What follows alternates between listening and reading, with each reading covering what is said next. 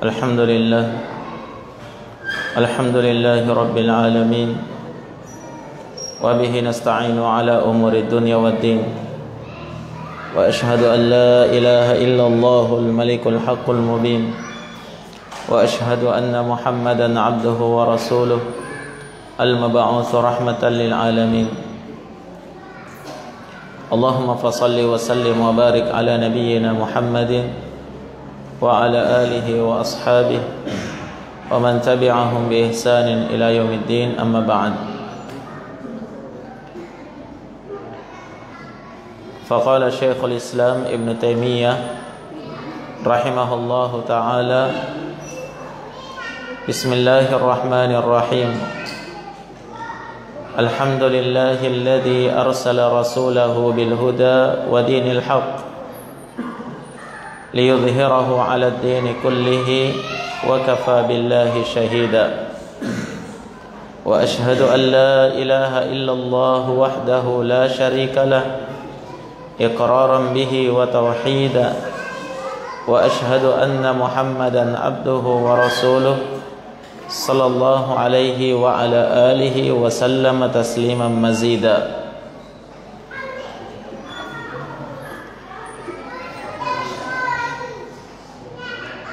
Di sini Syekhul Islam Ibn Taimiyah rahimahullah memulai penulisan kitab ini dengan basmalah dan hamdalah, dan ini merupakan muqaddimah atau pendahuluan dari Syekhul Islam Ibn Taimiyah rahimahullah. Nah,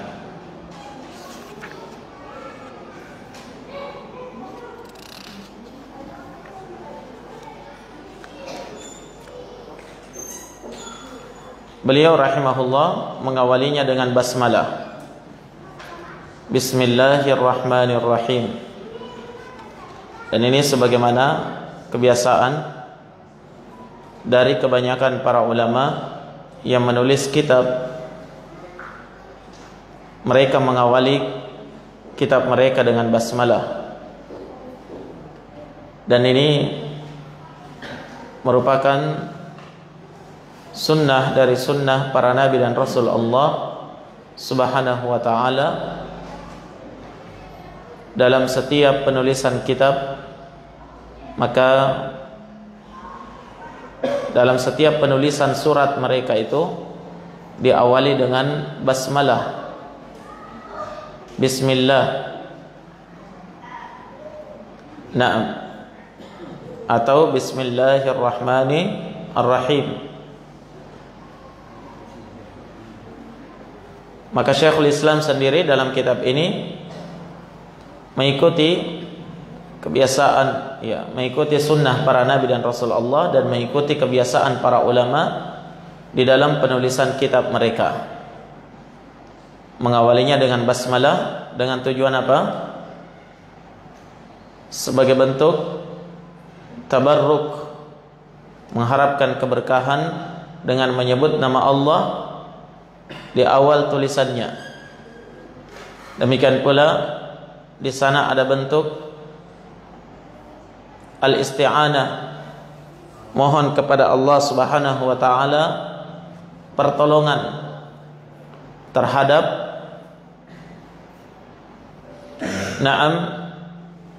apa yang akan beliau tulis di sini. Kenapa? Karena ba yang ada pada bismillah itu disebut dengan ba lil isti'anah, ba untuk memohon pertolongan, sebagaimana yang telah kita maklumi pada pembahasan kitab-kitab sebelumnya.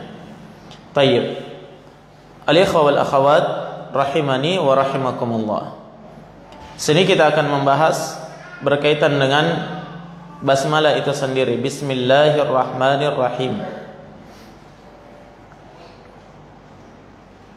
Bahwa basmalah ini ada pada setiap surah dari surah di dalam Al-Quran, selain daripada surah Bara'ah atau surah At-Taubah.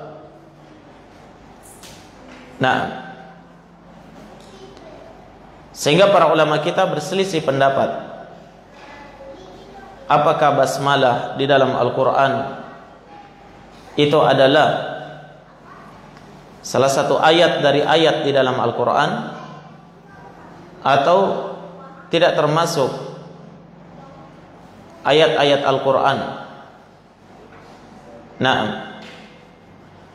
sebagian mengatakan dia adalah ayat dari ayat Al-Quran, sebagian mengatakan bukan ayat Al-Quran. Yang berpendapat bahwa dia adalah ayat Al-Quran, makanya dia menganggap bahwa basmalah itu adalah ayat yang pertama dari surah Al-Fatihah.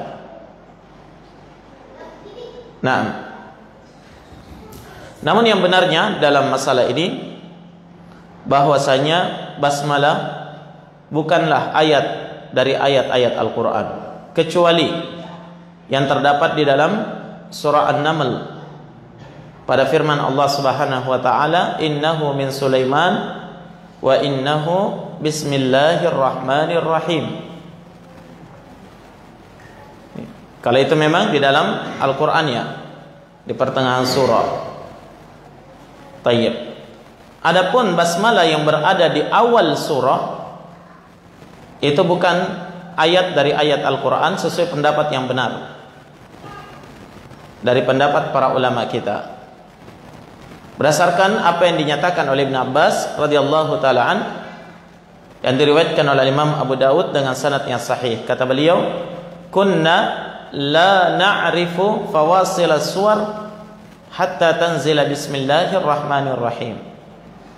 Kata Ibn Abbas, kami dulu ya di awal-awal Islam, kami tidak bisa mengenal ya pemisah-pemisah dari surah-surah ini. Jadi seolah-olah Al-Quran itu satu semuanya, tidak tahu yang mana pemisah surahnya. Sampai turun Bismillahirrahmanirrahim, maka dia menjadi pemisah antara surah yang satu dengan surah yang lainnya. Jelas? Berarti Bismillahirrahmanirrahim ini diturunkan oleh Allah sebagai pemisah antara surah yang satu dengan surah yang lainnya. Sehingga setiap surah di dalam Al-Quran itu diawali dengan basmalah, kecuali surah At-Taubah. Ya. Kenapa surah At-Taubah tidak diawali dengan basmalah? Ya.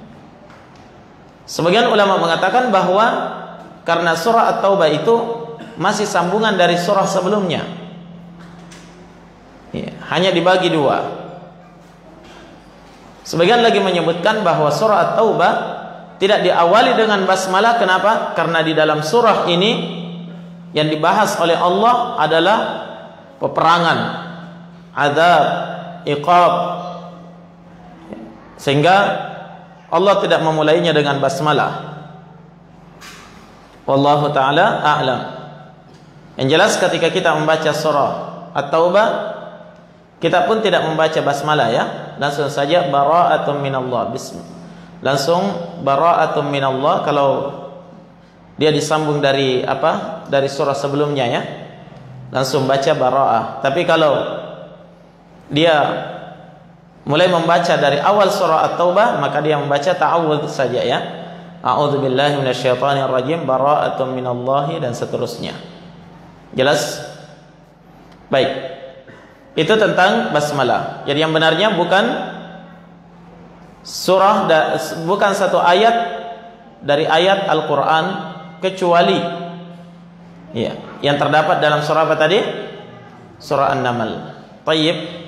Al-ikhwa wal akhawat rahimani wa rahimakumullah. Mari kita perhatikan satu persatu dari atau kata per kata dari Bismillahirrahmanirrahim. Kita ingin mengetahui makna yang terkandung di dalamnya. Bismillahirrahmanirrahim ini diawali dengan ba. Ba ini tadi disebut dengan ba apa? Ba lil isti'anah, ba untuk memohon pertolongan.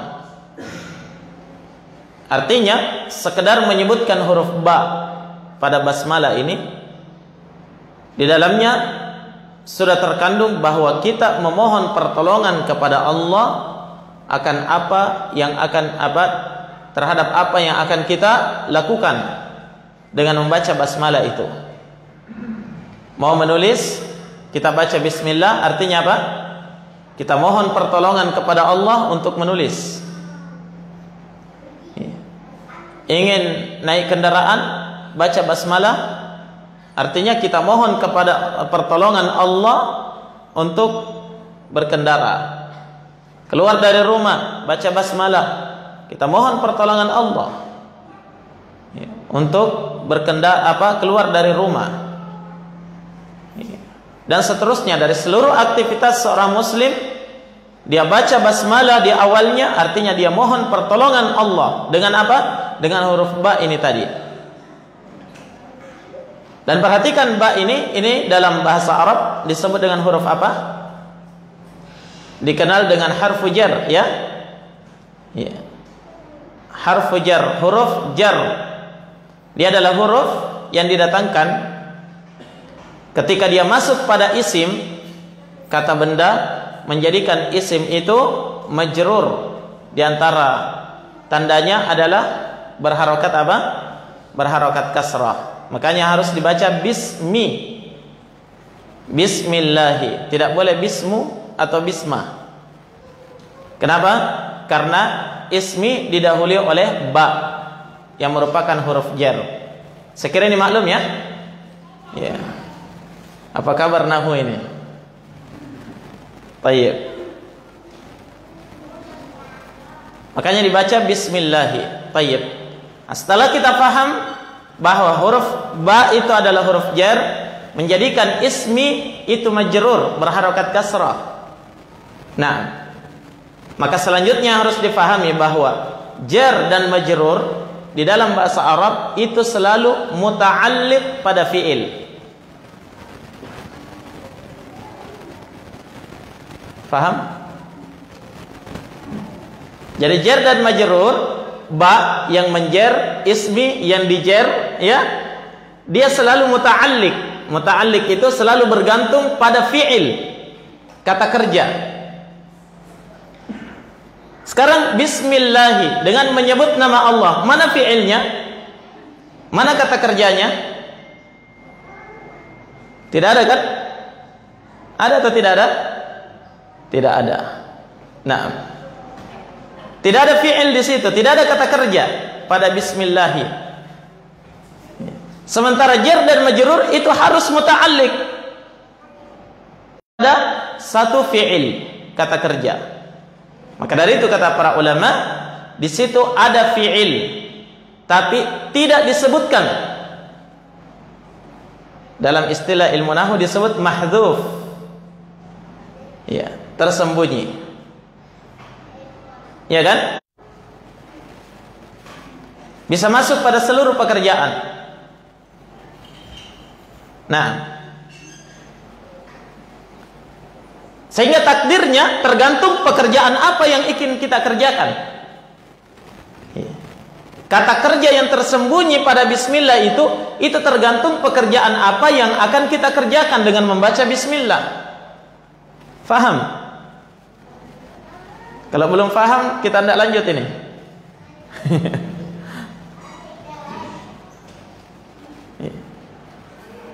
Jadi tergantung pekerjaan apa yang antum mau kerjakan. Di sini Syekh mau apa? Mau nulis ya.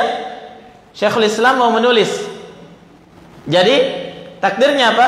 Bismillahi aktubu. Dengan menyebut nama Allah, saya menulis. Berarti bismi, jar dan majrur muta'alliq bergantung pada fi'il, yaitu apa? Aktubu, saya menulis. Itu hikmahnya sehingga tidak disebutkan. Seandainya disebutkan pada bismillah itu satu fi'il, satu pekerjaan, maka dia tidak bisa dipakai untuk yang lain. Ya, hanya untuk nulis saja, misalnya bismillahi aktubu. Dengan menyebut nama Allah saya menulis. Itu saja. Kalau itu yang disebutkan berarti hanya untuk itu saja. Tapi ini dihilangkan fi'ilnya, pekerjaannya. Ya. Sehingga ketika antum mau membaca bismillahi aqra'u, ya, dengan menyebut Allah, nama Allah saya ingin membaca, begitu ya? Ya.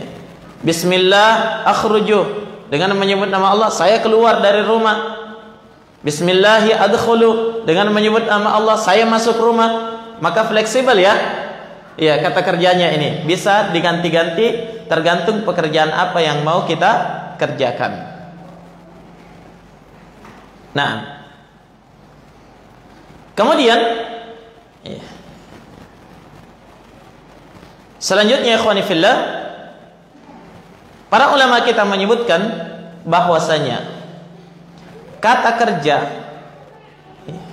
kata kerjanya ini itu bisa dipindahkan ke depan menjadi aktubu bismillah, saya menulis dengan menyebut nama Allah. Dia dipindahkan ke depan, yang seharusnya dia di belakang. Ini ada fungsinya dalam ilmu bahasa Arab. Apa fungsinya? Fungsinya adalah di dalamnya terdapat makna pengkhususan. Masuk dalam kaidah bahasa Arab, taqdimul ladzi haqquhu at-ta'khir tufidul khusus atau tufidut takhsis. Mendahulukan yang seharusnya di belakang, mendahulukan kata yang seharusnya di belakang menunjukkan pengkhususan. Ketika dikedepankan aktubu bismillah, saya menulis dengan menyebut nama Allah, ini menunjukkan pengkhususan. Hanya menyebut nama Allah saya menulis. Faham? Kalau dia di belakang, bismillahi aktubu, dengan menyebut nama Allah saya menulis, itu tidak ada bentuk pengkhususan. Faham? Ya, seperti itu ya. Jadi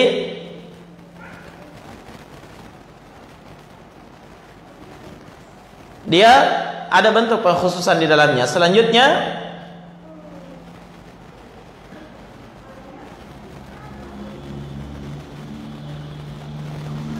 kata ismu ya. Baknya tadi sudah ya. Baknya sudah. Kemudian ismi, bismi. Ya. Ismu dalam bahasa Arab, kalau bahasa Indonesianya adalah nama, kan begitu ya? Sekarang apa yang dimaksud dengan ismun, dengan nama? Ya. Para ulama mengatakan al-ismu huwal lafdzul mawdu'u li ma'na ta'yinan lahu atau tamyizan. Al-ismu, nama, itu adalah al-lafdzul mawdu', suatu lafaz yang digunakan, ya, yang digunakan lima'nan, untuk suatu makna, tujuannya ta'yinan, sebagai bentuk penetapan terhadapnya, au tamyizan, atau sebagai bentuk pembeda antara dia dengan yang lainnya. Itu namanya isim atau nama. Sehingga ya, saya berikan contoh ya. Ketika saya memberikan nama anak saya Affan, berarti saya apa? Saya menjadikan makna daripada nama ini sebagai bentuk penetapan bahwa nama anak saya ini, saya tetapkan namanya Affan, dan sebagai bentuk tamyiz, membedakan dia dengan anak-anak yang lain. Faham? Ya, membedakan dia dengan anak-anak yang lain. Ya. Kalau ada orang yang memberikan nama anaknya misalnya Zaid, berarti dia menetapkan bahwa anak ini, bahwa penamaan makna daripada Zaid ini ditetapkan untuk anak itu, dan itu sekaligus membedakan anaknya dengan anak yang lain. Faham? Itulah yang disebut dengan ismun. Iya. Maka ketika kita menetapkan, ya, ketika di sini disebutkan Bismillahi, dengan menyebut nama Allah, berarti nama Allah itu adalah bentuk penetapan Allah memiliki nama Allah. Faham? Dan itu bentuk tamyiz yang membedakan Allah dengan yang lainnya, yang membedakan Allah dengan makhluknya.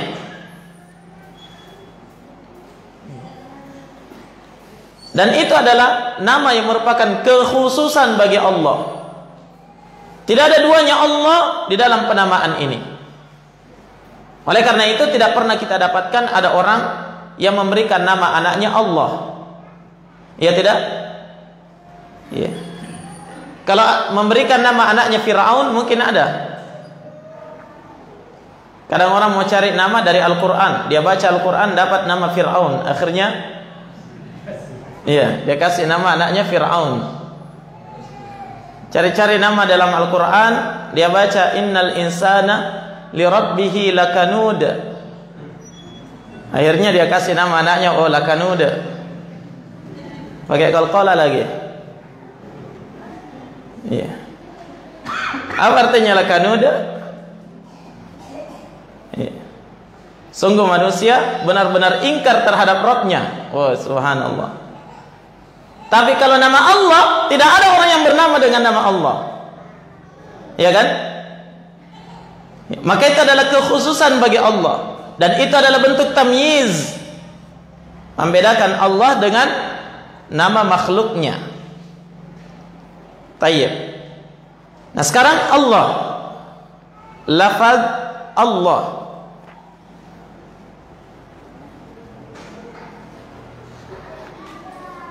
Lafaz Allah ini disebut dengan lafzul jalalah, ya. Itu istilah untuk lafaz Allah, yakni lafzul jalalah. Lafzul jalalah Allah, apa maknanya? Apa artinya?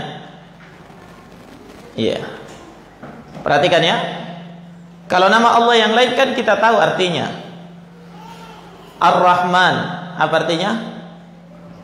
Maha pengasih. Allah itu Ar-Rahim, Maha penyayang. Allah itu Ar-Razzaq, artinya Maha pemberi rezeki. Naam. Allah itu Ar-Rauf. Allah itu Al-Mannan.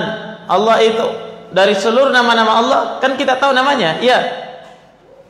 Tapi sekarang kalau ditanya apa makna daripada Allah? Faham? Ya. Apa artinya Allah? Kalau Ar-Rahman, Allah Maha Penyayang. Ar-Rahim, Dia yang Maha Pengasih. Kalau Allah, apa artinya?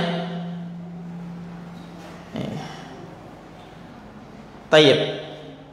Sekarang makna daripada Allah, kata para ulama, Allah ini adalah mushtaq.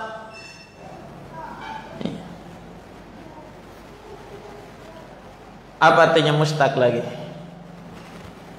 Mushtaq artinya pecahan kata, ya. Mushtaq dari kata apa? Al-ilahu. Al-ilah berubah menjadi Allah. Dihilangkan hamzanya, al-i dihilangkan hamzanya. Akhirnya menjadi Allah. Faham?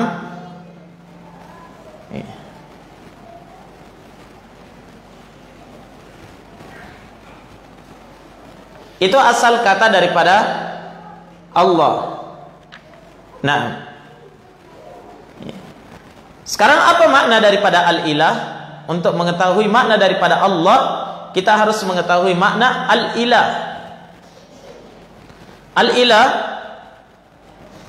itu berasal dari kata alaha. Ada yang berpendapat, ya, sebagian ahli bahasa mengatakan al-ilah itu berasal dari kata alaha ya'lahu,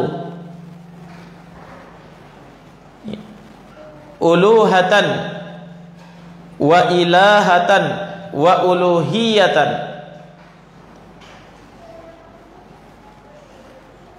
Sebagian lagi berpendapat dia berasal dari kata aliha, di kasrah lamnya, aliha ya'lahu. Kalau dia di kasrah lamnya, aliha ya'lahu, masdarnya adalah alahan. Masdarnya adalah alahan, yang artinya apa? Tahayyara, heran. Ya, kenapa heran? Karena katanya ketika dia memperhatikan ayat-ayat Allah, ciptaan-ciptaan Allah, perbuatan-perbuatan Allah, menjadikan dia heran. Ya, kagum ya, heran bermakna kagum akan perbuatan Allah Subhanahu wa taala. Tapi kalau dia alaha ya'lahu, di fathah lamnya, masdarnya adalah uluhatan atau ilahatan atau uluhiyatan. Ya, itu masdarnya, yang artinya adalah ibadatan. Ya. Jadi ilah maknanya ma'bud, yang diibadahi, yang berhak untuk diibadahi. Kenapa? Karena dalam ilmu saraf, wazan, timbangan, fi'al itu maknanya adalah maf'ul. Gimana menjelaskannya ini supaya antum bisa paham? Baik. Mungkin antum bingung ya, sudah dari ilmu nahwu lari ke sorof lagi. Baik.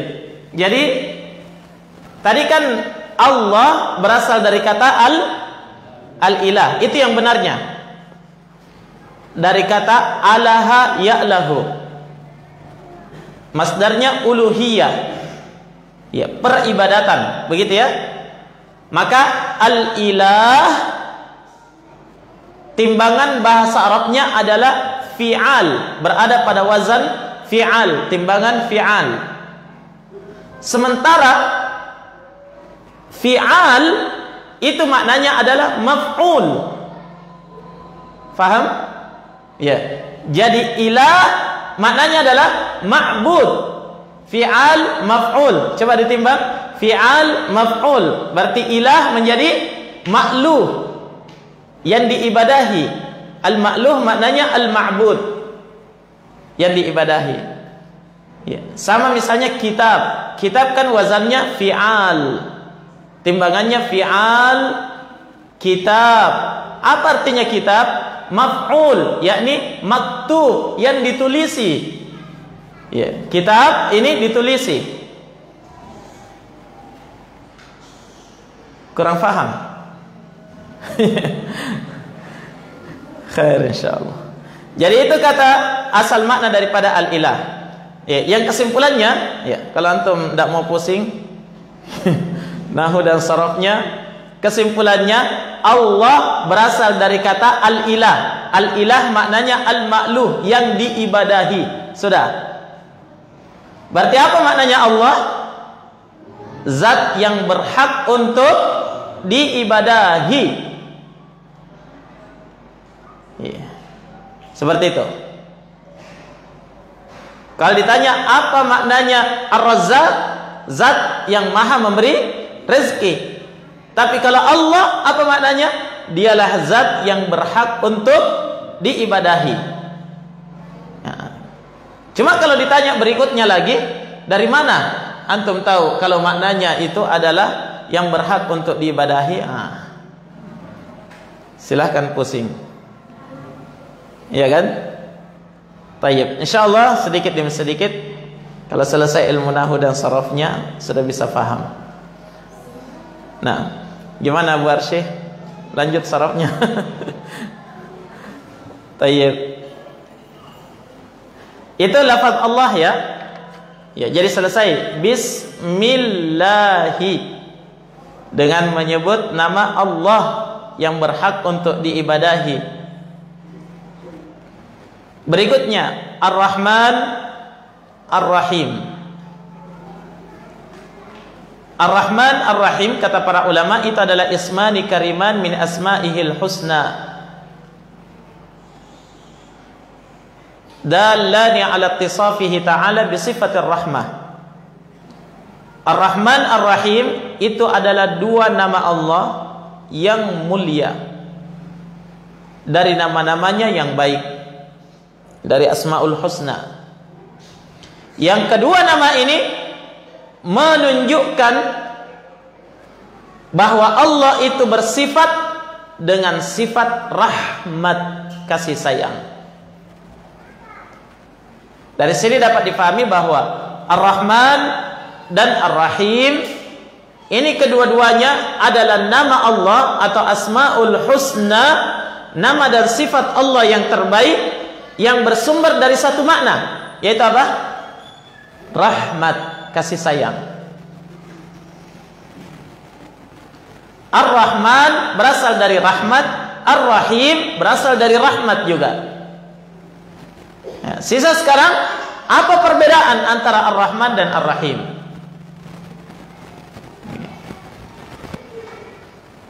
Kalau sumbernya kita sudah tahu ya, berasal dari kata apa? Rahmat, kasih sayang Allah. Hanya perbedaannya apa? Di sini ada khilaf. Terjadi perselisihan di kalangan ulama tentang perbedaan Rahman dengan Rahim. Sifat Allah yang Maha Rahman dan sifat Allah yang Maha Rahim. Apa perbedaannya? Ada yang berpendapat, ya, katanya apa? Sifat Allah yang Maha Rahman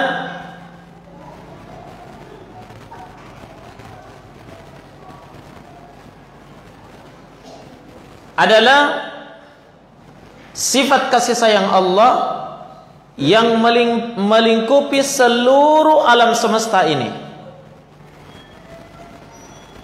Sementara Ar-Rahim itu adalah sifat kasih sayang Allah terkhusus kepada orang-orang yang beriman. Kasih sayang Allah terkhusus kepada hamba-hambanya yang beriman. Berarti mana yang lebih luas? Ar-Rahman. Ya. Nah, cuma ini ada dibantah oleh sebagian ulama. Katanya tidak benar makna ini, karena terkadang Ar-Rahim itu juga mencakup seluruhnya.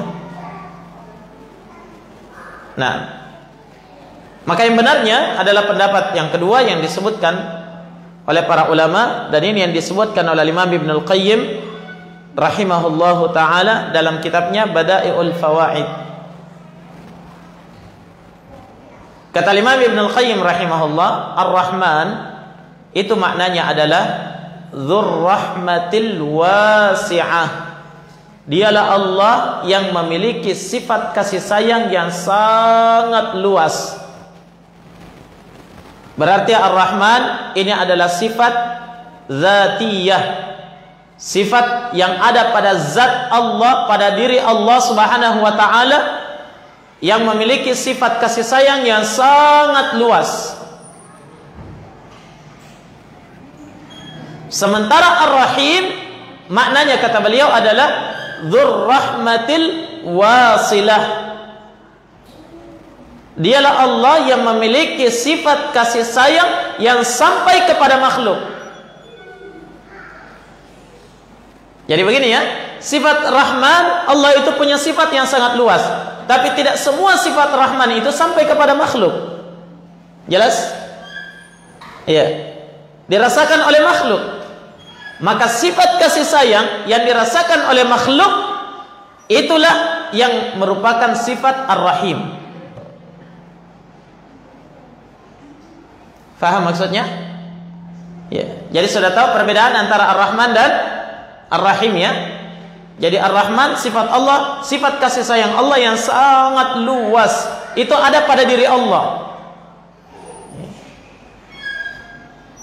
Kemudian sifat Ar-Rahim adalah ketika kasih sayang itu sampai kepada makhluk, dirasakan oleh makhluk, itulah sifat apa? Ar-Rahim. Makanya Allah berfirman dalam Al-Quran, wa kana bil mu'minina rahima. Sungguh Allah Subhanahu wa taala sangat mengasihi orang-orang yang beriman. Ya. Artinya apa? Sifat kasih sayang Allah sampai kepada orang yang beriman. Makanya Allah sebut dengan Rahim, bukan Rahman. Jelas? Ya, bukan Rahman yang disebut, tapi di situ adalah Rahim. Kenapa? Karena dia adalah kasih sayang yang sampai kepada makhluk. Tayyib. Yang jelas asal daripada Ar-Rahman dan Ar-Rahim itu berasal dari kata rahmat, kasih sayang Allah Subhanahu wa taala. Nah,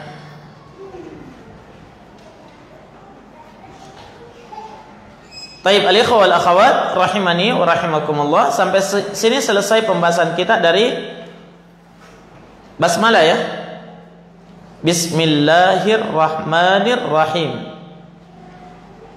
Ya, bismi sudah, Allah sudah, Ar-Rahman dan Ar-Rahim sudah. Ya, dengan demikian antum sudah faham apa makna dalamnya makna daripada ucapan basmalah itu sendiri. Selama ini kita selalu menyebutnya. Ya.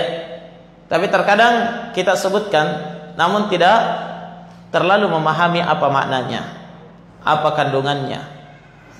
Nah, jadi semakin kita memahaminya maka semakin semakin khusyuk kita di dalam mengucapkannya dan semakin faham kita akan kehebatan daripada kalimat ini.